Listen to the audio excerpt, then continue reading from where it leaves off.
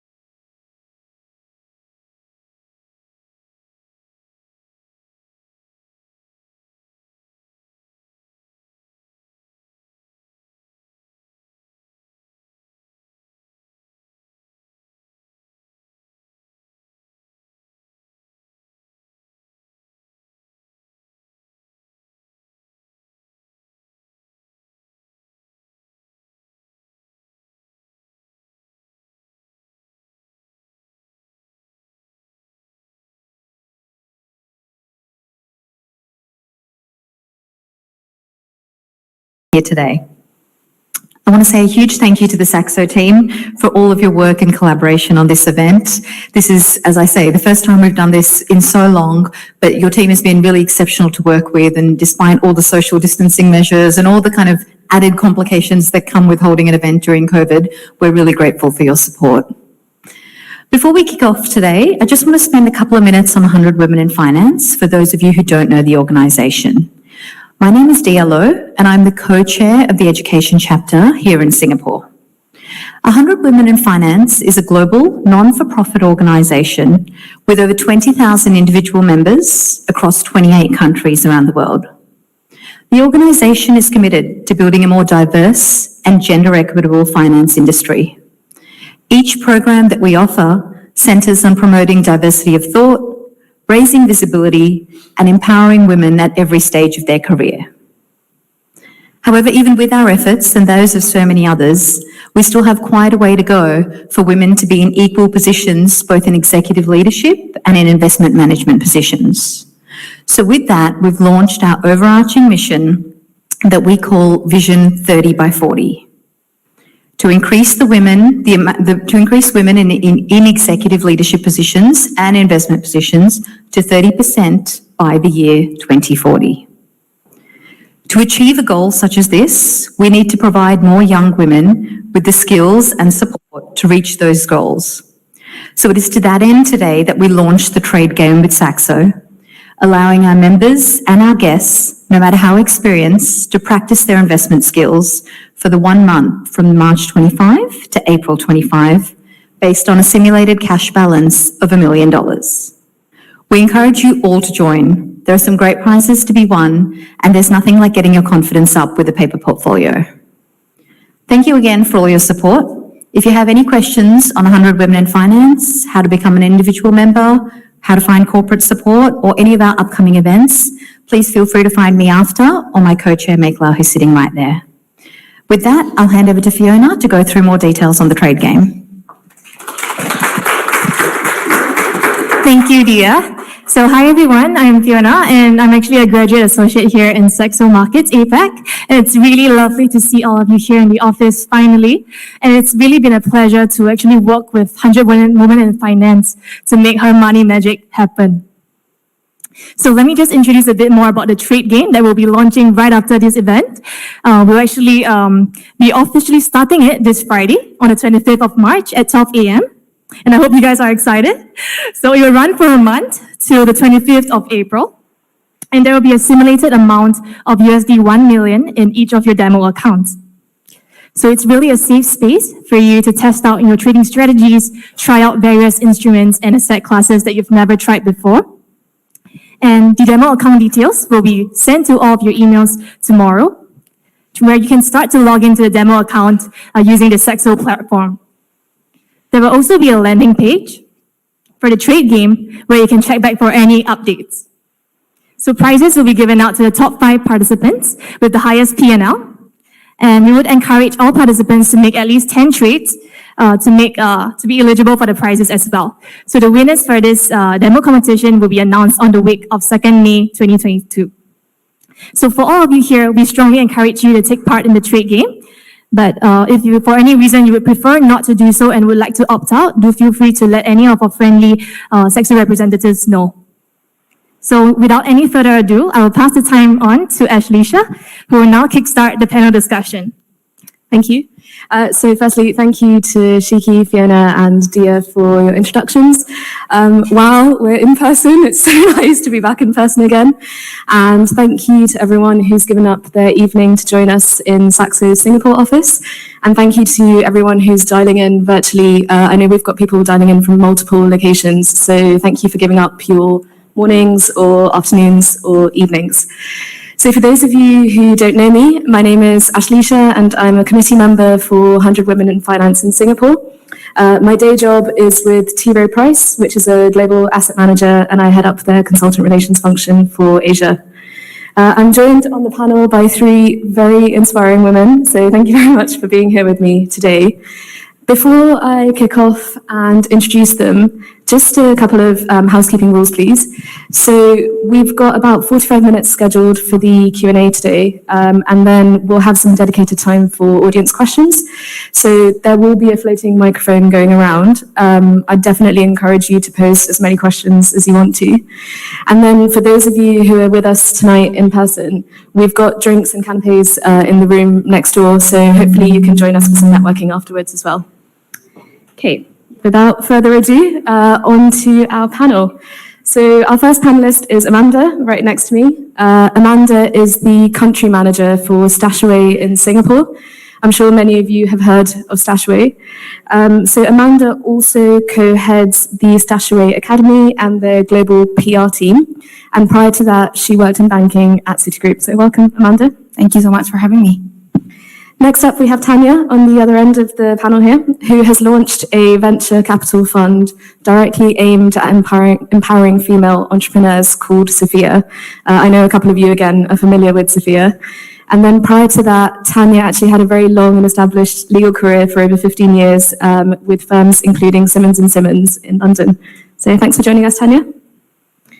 And last but by no means least, Vaisha, who is a qualified chartered accountant and licensed financial advisor with over 24 years of experience in finance and banking.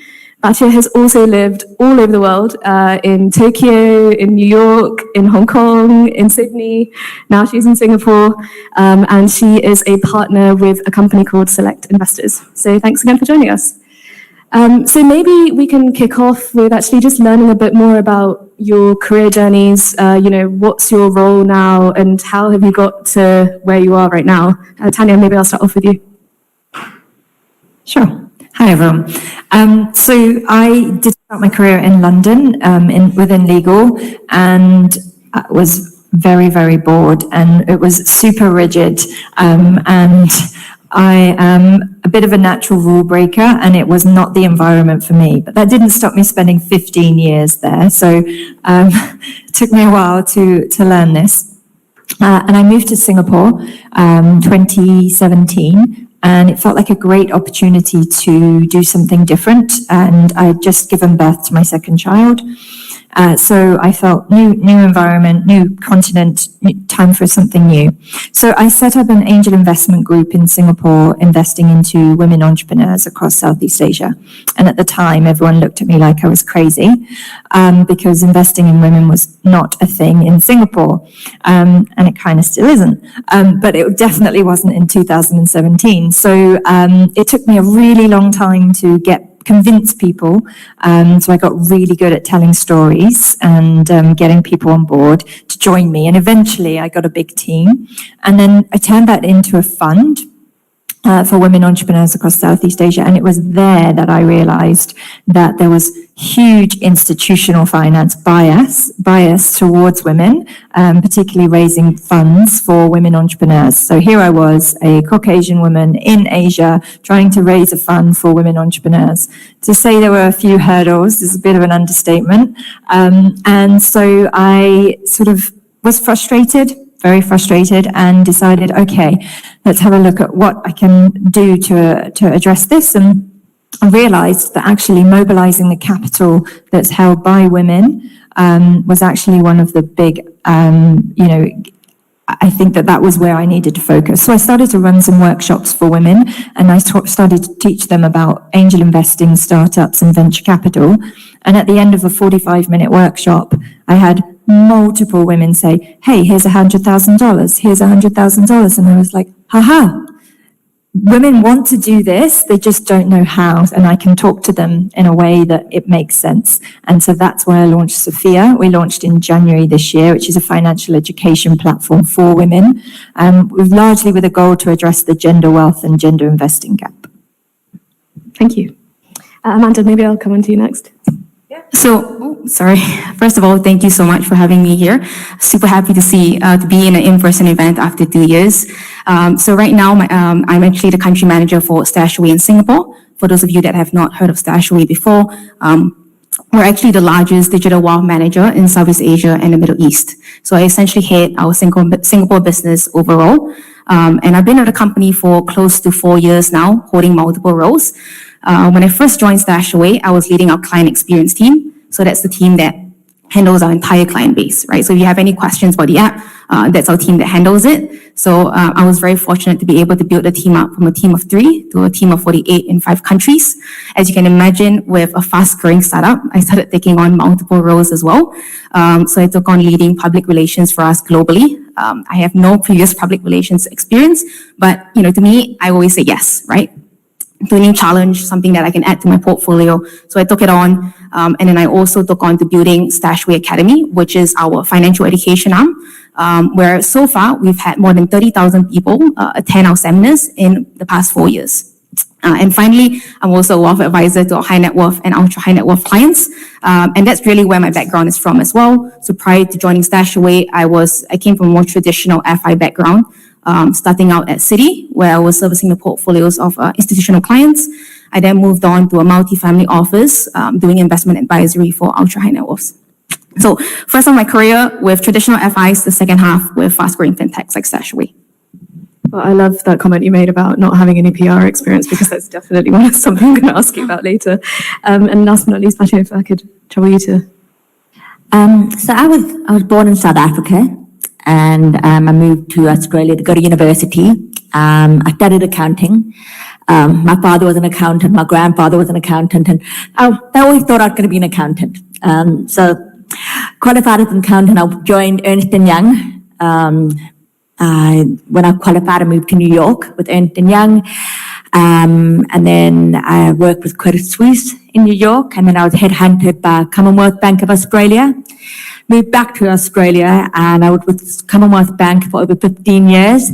I started off in internal audit, and I moved in various roles, right up to CFO. And I worked with CBA in Sydney, Tokyo, Hong Kong, and then Singapore. And my last role with them was regional CFO for Asia. A few years, about 4 or 5 years ago, CBA said to me, okay, time to go back to Hong Kong or London. In between, I had 3 children, 3 small little boys, and we had become Singapore PR. And I didn't want to go back. I was tired of traveling. So I decided to leave. And I had a few other offers from other banks, regional CFO roles. And every time I went for the job interview, I came out and I was like, do I really want to do that? You know, I've always done banking and I'd always done finance. And so you normally do what you normally do. But something just didn't feel right. And I think I went through a midlife crisis. Honestly, I nearly got divorced. And, you know, I was horrible. I was looking for my purpose. And I started to think, what was I good at? And I realized I was very good at making the bank money. And I was very good at helping the bank save money.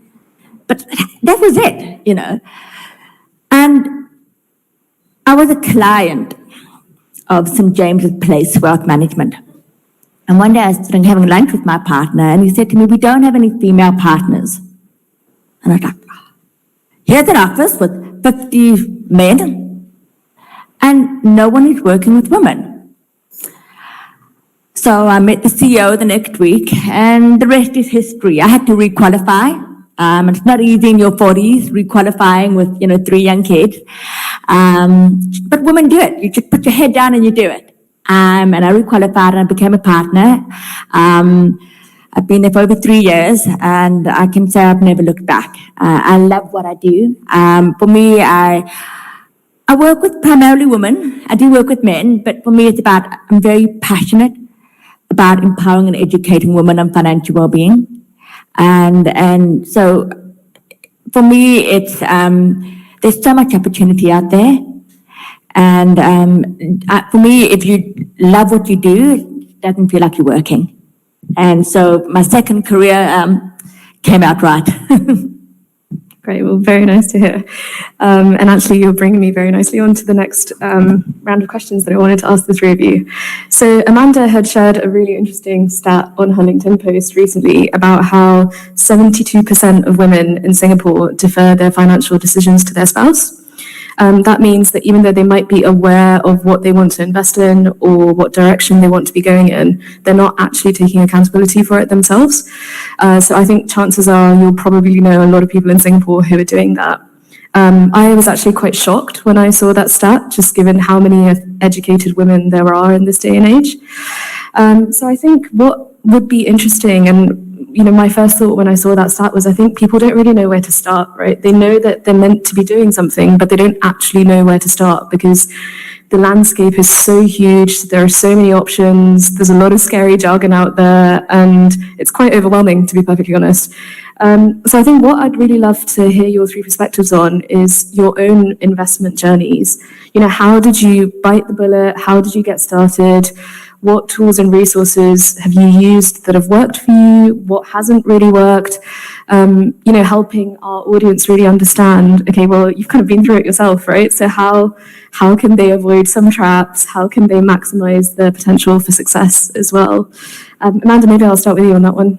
Yeah, so I think for me, the way I started, I was very fortunate to I was studying finance in university. I did double major in accounting and finance. And I usually really, really love numbers and I really love working out, investments in general. But one thing I found was that when I graduated and went to work for a bank, and those of you that work for a bank would know this, every single trade you make, you have to make a declaration to your compliance team, right? And sometimes that becomes a little bit of a hassle, especially when you're working long hours. You don't really have the time to then do your research and then make that declaration of like 3-4 pages of a form. So I think one mistake I made, which I look back on and do really regret, is that I didn't start early enough. So I was working in the industry, managing people's money, but I wasn't managing my own money because I was just way too busy to do that, which to be honest is actually an excuse. But yeah, so I mean, I did not do it early enough. And I think at a certain point in time, I realized that, hey, I really need to buckle down and get it done. And I did, right? And I think that was, the message here is to say, it's never too late to start, right? It's as good a time as any right now. As long as you start, the earlier you start, the earlier you get to benefit from the effects of compounding. So that was probably the biggest thing for me. And I think one thing I see with a lot of women a lot of times is that with our clients, they tend to, as compared to men tend to invest way faster. They convert way easier as compared to women.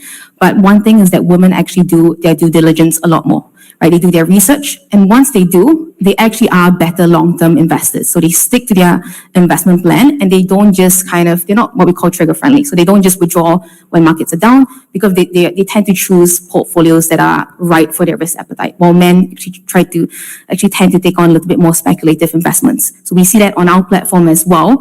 We have a report that went out that actually women tend to log into their app less. And they actually, as a result of that, people that generally tend to log into their app less actually performed better than those that logged into their app often. So I think that's one stat that shows that, they tend to invest for the long term, leave it and forget it. And I think that's probably one good takeaway from that. And just as a follow-up question, so for those of us in the audience who don't know Stashaway that well, can anyone who doesn't know anything about investing, what's the whole journey on that side of things?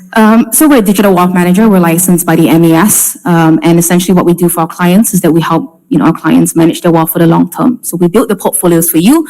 All you have to do is choose the right portfolios based on your risk appetite. And the great thing is that we give to our clients full flexibility with your money. So there are no lock-ins, no minimum balance.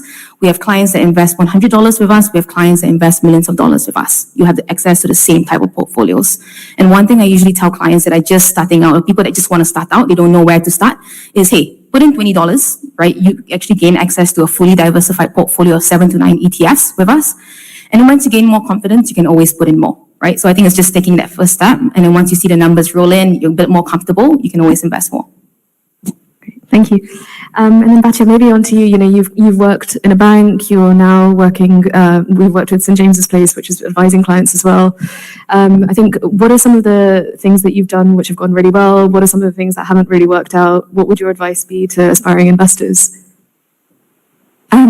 So my very first time I started investing, I think I was 23 years old, and one of my colleagues was sitting next to me, and he bought some shares.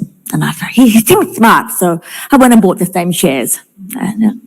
They did terribly. So I learned my first lesson was don't invest in something you don't understand. Educate yourself. Then I thought, okay, I'm going to buy some, I love technology and I love US tech. So I went and bought a whole lot of US tech shares, and that's all I had. Then we had the financial crisis and my share portfolio went down. So I wasn't well diversified. Okay. So I learned my second lesson. Third lesson I learned was, okay, then I went diversified, but I was a CFO of a bank by then. And with kids and work, and by the time I get home, I wasn't rebalancing. I wasn't managing my own portfolio. Okay. So, and I wasn't doing that well. And I was also too emotional.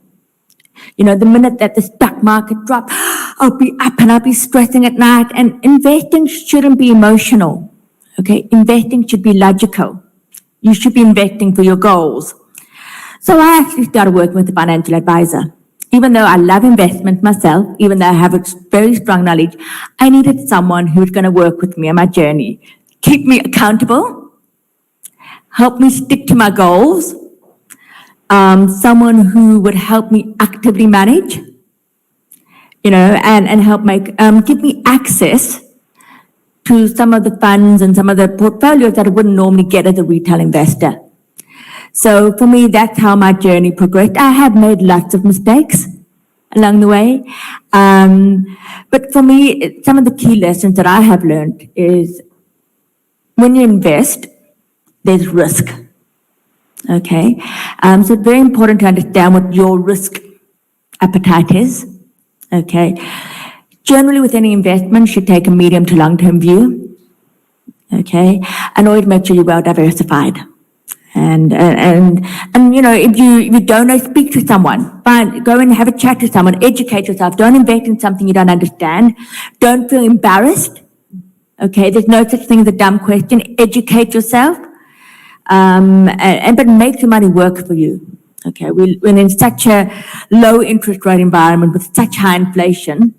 Leaving your money in the bank is probably the worst possible thing you can do at the moment. So but don't be afraid. Be bold, be accountable. I always say, a man is not a plan. Okay?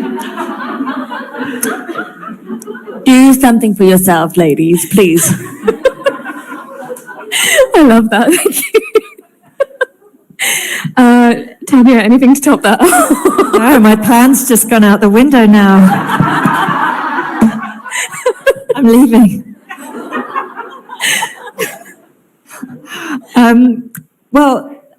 So I think it would be fair to say that I learned a lot of lessons through getting it really wrong. And I started with one of probably the riskiest of asset classes when I started investing, which is angel investing in startups. And the stats are pretty shocking. 9 out of 10 startups will fail. I was a bit green, and I certainly was after they died, and I had no money left. So I started to, I decided I needed people around me that to invest with me, because I didn't have all the knowledge. So I might come from X background, but there's so many different areas of a business that you need to assess, and I didn't have all those business area knowledge. So I built that team of 40 women, so sat in a room with women who are also on this learning journey with me, but brought different expertise, and we were able to tap into everybody else's knowledge. So you can apply that to any of the asset classes, really. But for me, it was angel investing, and that's how I got started. But of course, I lost a lot of money at first, my biggest investment is one that died. So my most amount of money has gone on one dead investment. So, but what lessons you learn from those big mistakes. I mean, no, I'll never do that again. So, I think it's a rite of passage, actually, to lose some money. But like you mentioned, is start small, right? That is be conservative to start with, build that confidence. But I think for women, a lot of it is to do with our network and doing it together, which is, a lot of what I believe and why I've built the businesses that I have, because I think that we feel confident when we're together and on a learning journey together. So find your people. I love it. I think some really practical takeaways for everyone. I think the top 4 that I picked up on, start small, educate yourself, make sure you have a good network to lean on, and then my favorite, don't make your man a plan. So I'm going to move on to this year's theme of International Women's Day, which is breaking the bias. I'm sure many of you have seen the campaigns that have been going on either in your own organizations or, locally or across industry bodies. And I think what I really want to ask you guys, I really see a link between inherent biases that we have and then how we might be feeling about investing. And I really think biases sometimes can actually shape your attitude to investing as well. And so maybe one step removed, Have you had any biases that you've really had to overcome, either in terms of a professional context or in terms of investing? And then what have you done to overcome them? So maybe you're smiling at me, Batia, so I'll start off with you. I'm trying to think of biases. I think I felt some biases when I was actually, when I left my prior role, and I was looking for a new role. I got asked many times in the job interviews, "Oh, you're applying for a regional role, but you've got children, and how are you going to travel, and how?" And I'm like, would you ever ask a man that? You know, and I was in a regional role, and I live in Singapore. I've got an amazing helper and a supportive husband. You know, you would never. So for me, they was really about moving to senior roles, and they were thinking, how can you be a mother and have a career? I chose not to work for those organizations that asked me those questions, because the culture would have not been the wrong culture for me. So that's probably where I felt biases. In investing, no, not really. I've always put myself out there. I've always asked a lot of questions. You know, when people use fancy jargons or acronyms, I wasn't afraid to put my hand up and say, "What do you mean?" You know, and so yeah, I don't let barriers get in the way of what I want to do. Thank you. Amanda, maybe on to you. Yeah, so I think, let me have a quick think. For investing biases, I don't think I really have any. If anything, you know, I generally am a more aggressive investor. So I know, and because the same thing I tell people, which is, you know, if you're choosing that risk level and you're supposedly comfortable with it, if it's going to go down 20-30%, you shouldn't be panicking, right? Because you've chosen it and you know it's going to be this volatile. So I try and kind of check myself a little bit, even though sometimes, you know, it happens and it hurts a little bit, but it's kind of checking yourself and making sure you're aware of that.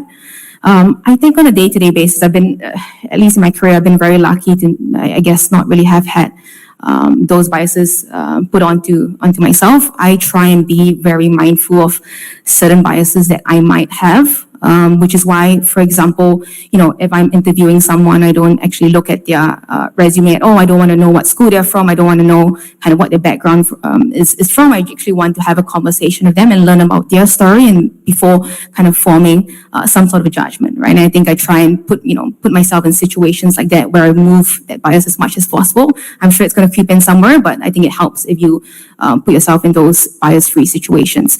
And I think the best thing to fix it also, whether it's investing or in your career, is to be aware of what kind of biases might exist, right? So if it's your emotional bias when it comes to investing, be aware of that and kind of mind check and be self-aware and question your decisions before taking a particular decision. Yeah. Thank you. And anything, Tanya, sorry, I feel like I always finish on you. Sorry.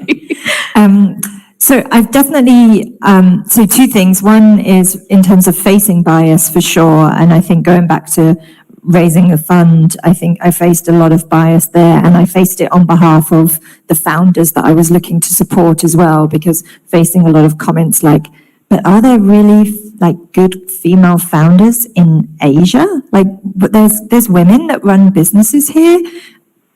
Yes. So there, you know, obviously faced a lot of that, a lot of bias about there being good quality founders. But one thing that I think that, which is perhaps, I don't think it's controversial, but I think we should be mindful of, and I think you were sort of alluding to in your question, is our own bias. And I recently did some feedback sessions to gather knowledge from women around what's holding them back from investing. So for my business. So just to try to understand. And the last question that we asked one group, we've done many of these groups. The last question we asked this group of ladies in Singapore, you know, do you prefer to have a male educator or a female educator? Because obviously we're educating on finance, and everyone on the call said male. So, yeah, but I think there's data out there that proves that is, you know, we do have that, we have a more trust in men as women ourselves. So we talk about beating the bias, from men towards women, but I think we also have inherent biases of our own that we always need to keep in check. Yeah, very interesting. Definitely some food for thought. So I'm just conscious of time because we've only got 25 minutes left. So we'll be opening up for audience Q&A in about 10 to 12 minutes. And just keep an eye out for some floating microphones from Saxo. But just a couple of questions before we do open up to the audience. So I think, the topic of work-life balance has come up a few times. You've alluded to it. I don't know whether Tanya and Amanda, whether you have kids or, how do you achieve work-life balance? Is it this big mythical thing that, is never going to happen or? I don't believe in work-life balance. I don't believe it exists. You talk about work-life integration. I talk about work-life harmony. And for me, I was never ever good at balancing. But if it's harmony, everything kind of fits in together. I think specifically in COVID, when, everyone's working from home, it's hard to switch off. You're working, your family's there, and that's where everything's got to kind of gel together. I will be on Zoom calls, and I remember my very first Zoom call during COVID, and my children ran in the room. I was dying. Now I'm like, hop on my lap, and people wave at them, and people think it's cute, So it's about fitting everything in. And yes, you make mistakes, and yes, you forget appointments, and you can't be so hard on yourself. I think women, we have very high expectations of ourselves, and sometimes you can say, I do a terrible job sometimes, and you got to try and get it fit together. Don't be so hard on yourself. We do make mistakes, and don't be afraid to say no. Yeah, I love that. I was actually listening to a podcast today where the speaker was saying that if you're having a particularly tough week, just tell your boss, because then at least it also takes the pressure off you as well. And they also know then to expect that it's not going to be work, of your 100% capacity. Amanda, Tanya, do you have anything to add to that? Yeah, so for me, I've definitely kind of experienced being burnt out through COVID. And I think, most of us would have probably experienced this prior to COVID. When you're going for meetings, they were quite spaced out, right? Because you would have to travel between meetings, you get a little bit of a break. But now it's common for people to slot in meetings back to back for you, right? And so you barely have any time to breathe. And I think, after the past 2 years, right before this past Christmas, I can say I was pretty burnt out, especially trying to grow Stashaway, right, as a business. And I think one thing, it was very obvious to people around me. And I remember actually someone from my team that was with me for the past year. He was an intern, and we basically I hired him full time to join me in the team. He sent me a box of cold brews one day with a note saying that I feel like you are a little bit burnt out, and I think you really, really need a break. I hope this cheers you up. And I think that was a little bit of a click where I was like, all right, I wasn't conscious of it, but people are seeing it. And so for the first time, and I actually did not take leave throughout the 2 years of COVID, which was my biggest mistake. And I actually took 3 weeks off in Christmas. I went to Canada, and I came back feeling like an absolutely new person. And we did kind of a performance evaluation. I did it with my manager, who was our CEO. And she told me that you need to take a vacation way earlier, because it's so obvious to people how different I was. And I think that was the biggest thing for me. I really now understand how important it is to take that time off. And when you take time off, really switch off, right? Because I did not do that at all. I was taking leave and I was on my phone, I was doing emails. You're not really taking time off. Really switch off, get off your emails, get off Slack, right? And really, really enjoy yourself. I think that was the best thing I've learned in the past year, for sure. Yeah. Great, thank you. Going back to the topic of giving our wonderful audience some advice again. So if you could look back on your career, what is the one thing you wish you'd done differently? So if you had to kind of speak to yourself 10 years ago, what is the advice you'd give her? Either in a professional sense, or if you want to talk about investing or anything really. Tanya, maybe I'll start with you. I would have got out of law after 5 minutes, not 15 years. Because I feel like I look back and I was is the saying a square peg in a round hole? Like, if people meet me now and Batia knows me, like, I'm just kind of a bit free-spirited, I would say, and push the boundaries. And lawyers aren't generally like that. And which is funny because I have a lot of my close friends are lawyers through my 15 years of hard time. And so, yeah, I think I would just have been a bit more gone with what I wanted to do rather than what I felt that I should do. Like, yeah, I think that's probably it. Great. I think we might see a lot of resignations in the current roles after that comment. Bashi, maybe on to you. Thank you. I don't know, my whole life I've actually taken risks. Everything I've never, if someone told me, you can't do this, I always challenged it. So I'm pretty grateful. I don't think there's actually much I would have changed. I think my corporate career served me well because it gave me a lot of experience, a lot of knowledge, then now that I can work for myself, I have that background. Oh, I don't know. Trouble more. Yeah, it just, for me, I always challenge things. And, looking back, I say continue to challenge. Advice maybe I give to a younger person is always put yourself out there. Actually, yeah, when I was starting my career, I used to sit at my desk and I was always the hardest worker, sitting there and I worked hard and someone said to me, get away from your desk. You've got to be more visible. Okay, and sometimes it's not how hard you work, it's how smart you work and how you network, how people in the organization see you.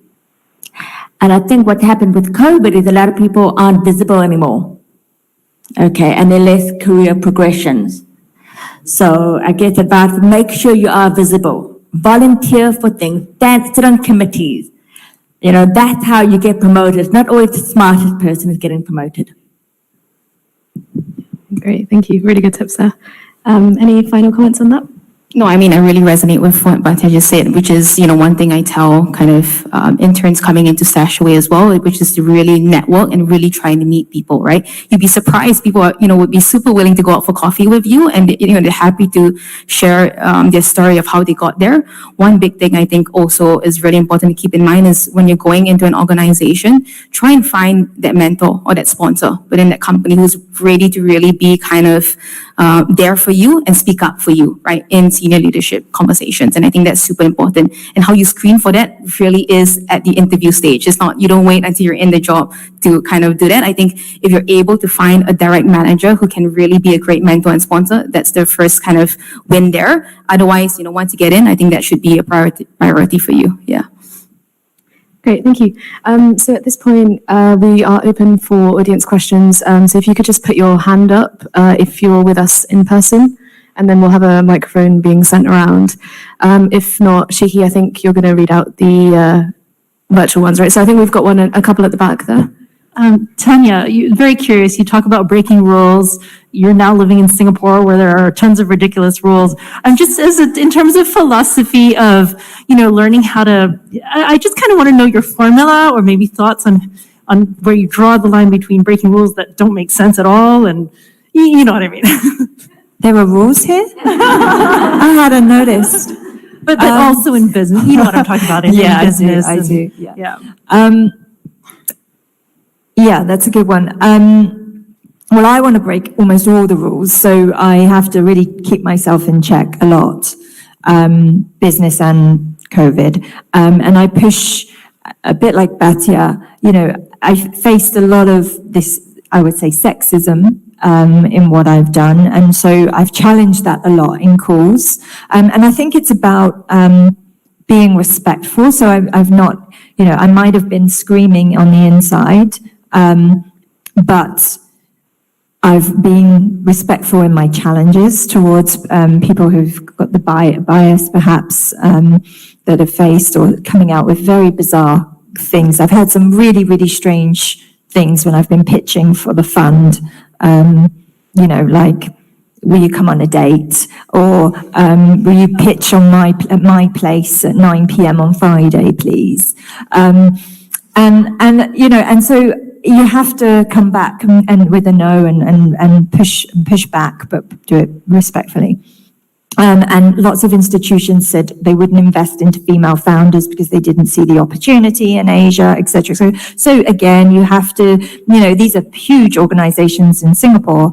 And so having those conversations, it's really hard. But I feel like I have to do that because if I don't say something, and I recognize that I'm not going to get anywhere because these are big institutions that are very set in their ways. But if I don't say anything, no one says anything, nothing ever changes. At least I plant a seed into someone's mind. And actually a lot of people walked away from those calls saying, actually, you know what? I absolutely understand what you're saying. It's just that I work at this such and such place and there's nothing I can do. But I know that. So as long as I don't try to change, a huge, hundreds of year old institution, which I'm never going to do because I'm angry. I like that because they've gone away and they've actually thought and take that back, no matter how junior, back to their office and they're able to. So I still feel, I saw that as a victory. So I take small victories because I can't change the big things that are frustrating me. Does that make sense? Well, I guess it's kind of a cultural thing as well, right? You'll notice here in Singapore, a lot of people don't, it's that mindset of not breaking rules. And, there are a lot of things that can be done. People just kind of keep quiet as opposed to voicing what, needs to be changed. So I'm just kind of, it's good points you make, but, is it worth the struggle to try to change or just kind of conform to, what's your opinion? Yeah, that's a really, really good point. And that actually filters through to your everyday life, right? Everything. I have to pick and choose my battles. And also it took me some time. I've been here 5 or 6 years now. So, I think I have a good understanding of the way things are done here and what people push back on and what they don't. It doesn't mean that I always accept everything internally, but I pick and choose battles. I have 2 small children. I pick and choose my battles there, right? If they want to wear, a banana costume just, to preschool on a Tuesday, that's fine. I don't care. And so I but if they don't want to brush their teeth after eating a chocolate bar before bed, that's a problem, right? So you've got to pick and choose, and I do that here too. Thank you, Tanya. I think we had one more at the back there, right? Yeah. Alpha. Hi, I'm Alpha, and thank you so much. So many points resonated with me. I'm a CPA, never did my own taxes. Now my clients are asset managers, but hardly managing my own money. And also done this whole, looking to men for investment advice. Hey, what stocks are you investing in? Or, what are the best funds to buy? So what I feel, even after coming from a finance background, it's like when I start looking at investment options, I sort of get lost in all those platforms and all those kind of products out there to invest in, right? So many people say just, buy an S&P 500 and just keep putting some money in there. Also an obsessive, sorry, it's a very long, but just to give context, obsessive Googler. So I've done what is the ideal, ratio in which you should be, spending your paycheck. Should it be 20% investments, 30%? What should it be? So my question is, where do you start and how do you sort of simplify things a little bit? I don't know if it's a very loaded question, but what's the best place to start, I think? Who would like to take that? Maybe I'll take a step back and kind of answer this more of kind of putting myself in your shoes a little bit of, if I had many investment options available and I did not know really where to start. I think for me, kind of what I would do is, as you would probably Google, right? So look at the reviews of different platforms that are available. There is a lot of information out there. And I think there are a couple of key things you want to look at, right? So first of all, key things to keep in mind as you're evaluating your investment products or the investment platform in general. The first one is probably, if they're licensed, and that's probably the most important thing. You don't want them to just run away with your money tomorrow, right? So you want to make sure that they're licensed. So in Singapore, you check that they're licensed by the MES, for example. The next thing that you probably want to look at is you want to look at the team behind the brand. So whether that's Saxo, whether it's Stashaway, whatever it is, look at the team behind the brand because in itself that says something. or look at the financial backers, which, who has invested in this company, because obviously they've done a lot of due diligence, probably much more than anyone else on the particular company, right? So that's the second thing. And I think the last thing is probably look at fees. So this is often overlooked as well. If people evaluate an investment product, the first question is always, what returns do I get, right? Look at the fees, because there are, oftentimes hidden fees when you want to withdraw, and these fees really eat into your returns as well. And you don't want the inflexibility of withdrawal fees, withdrawal penalties, lock-ins, right? So I think these are certain, key things to keep in mind. And after you've kind of shortlisted some options, maybe you can put in a couple, like $100 into each platform and just test it out first. Yeah. When it comes to investing, whatever you should be doing with your money should be what you're trying to achieve with your goals. What are your objectives? What are you trying to achieve? So if it's something short term, or it's going to be something, you're going to invest in something very different compared to if it's something that's long term. So also understand what your risk profile is. If you're going to invest in a hedge fund, or you're going to invest in venture capital, or whatever, or equities or bonds. So not only who you invest in, but what different types of classes you're going to invest in. You should understand that your risk profile, your investment timeline, what do you want to achieve, and exactly what Amanda said, making sure you understand that it's licensed, what's the upside risk and the downside, and educate yourself. Speak to other people. Yeah. Great, thank you. Do we have any online questions? I'm just conscious we've got such a big, sorry, Simon. Great, thanks everyone. This has been incredible. Thanks for being so openly vulnerable and hilarious as well. I guess a little bit more of a non-traditional finance question, but for women that are fairly new to investing, and with things like cryptocurrencies and non-fungible tokens on the rise as new ways of making money, what are your thoughts and recommendations on how women should use their time to learn about this type of investing versus the more traditional routes? Because I do feel like there is a lot of FOMO with people, trying to do both, and also, this is the first time that women can kind of be good in something completely new. So what are your thoughts on diversifying in that sense, and how much time women should spend on more non-traditional forms of finance? Well, it's your hard-earned money, so you educate yourself. Don't invest in something you don't understand. And again, it's understand, like what I said earlier, your risk profile. Cryptocurrency, very high risk. So would you put all your money in there? No, but try it out and try a little bit. Start a little bit. Don't start fixed.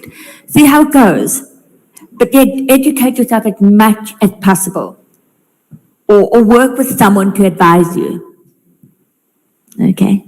There is one problem with that, and I agree, education, I run an education platform, so I'm not going to counter that, but there's so much information out there, and I think what a lot of people are feeding back to me is this information overload. And there's influencers these days, right, on TikTok and YouTube, and it's like, who actually knows what they're talking about? I don't know who knows what they're talking about, because they're prancing around in a bath towel talking about crypto and NFT, and I'm I don't know, should you trust them? Should you trust the next woman, man, whomever? Like, it's really, really hard. So I think rather than just watch everything that's out there, because I could get on TikTok and start talking about crypto. You don't want my advice on crypto, but I could. There's no barrier for me to get out there and give you my crypto advice. And if I say it in a really serious voice and I look like I know what I'm talking about, you're going to go, she knows what she's talking about, and I don't. So you do not want to do that. You want to pick Stashaway. You want to pick Sophia. You want to pick, credible sources. Do your research, speak to people who has got the right advice for you, and stick with those. Don't go rogue. Financial advisor. Okay, I think we have time for one more question. Yes. Shiki, do you want to ask that from the online? Sure. Some of the questions investment related has already been covered by the panel. Yeah, so I just read it out. This interesting question related to your career life. As women, we have a lot more feelings compared to men. It's very, very common that you might feel down once for a while, especially if you're a mother, you have children to take care of, you are a manager, then you have a team to look after, then it's very, very common that you feel negatively once for a while. And what are your best practices to motivate yourself to keep going on and to cheer yourself up? Maybe we'll just spend a minute each, just I'm conscious that we have to cut off at 8. Maldives. Leave your children behind. The end. I'm coming with. I agree. I can't top that. Well, I would also, I was in the Maldives last week and I would agree. Anything to add? So I think, for me, go for a walk, right? If you have like something that troubles you, it's a bad meeting, you meet a bad client, you're upset, go for a walk. That's what I do. I just go around the block, get some fresh air. It helps, to just get your mind off things for a little bit. And yeah. Exercise, for me, that's non-negotiable. I exercise every single morning. And even if that means at 8 o'clock, even if it's 20 minutes, it's for my mental well-being. I can put up with anything then. And then my coffee. Can I add a serious thing? Although I was serious about the Maldives, if anyone wants to come. But I recently did I'll do this quickly. I recently put a LinkedIn post out about, I was running off to an event. My 5-year-old, I waved back to my 5-year-old daughter and I saw her looking at me. And I was going to miss putting her to bed again because I needed to go to NUS Business School to do a presentation for IWD.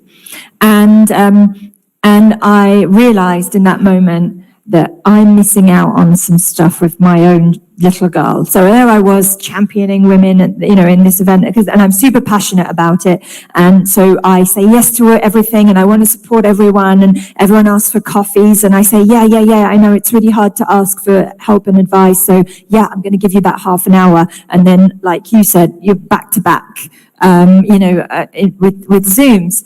And I realized in that moment that actually she was, I needed to prioritize her, not cancel NUS, but, in future, just think about, and I think as women, we often say yes to everything and we don't want to let people down and we take on all this burden. And I did an IWD event this week for a bank who shall remain nameless, and they opened the event saying that, if you want something done, ask a woman, like as if that was a positive thing. And I said, whoa, this is not good. We're not here to take on all of these burdens. And I think that mentality is not cool. And I think we need to move away from that and don't be afraid to say no.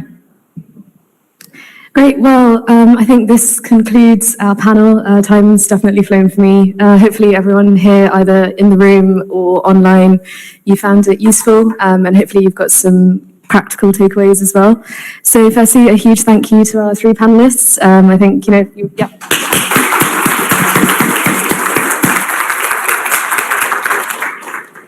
Again, from everyone in the room, thank you to the team at Saxo who've really made today possible. Shiki, Fiona, and Maria, thank you so much again.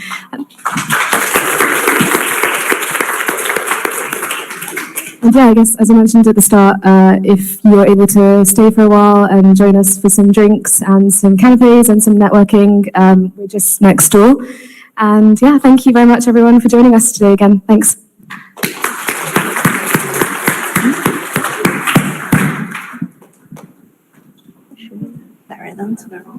Yeah. Oh, are you going to say something?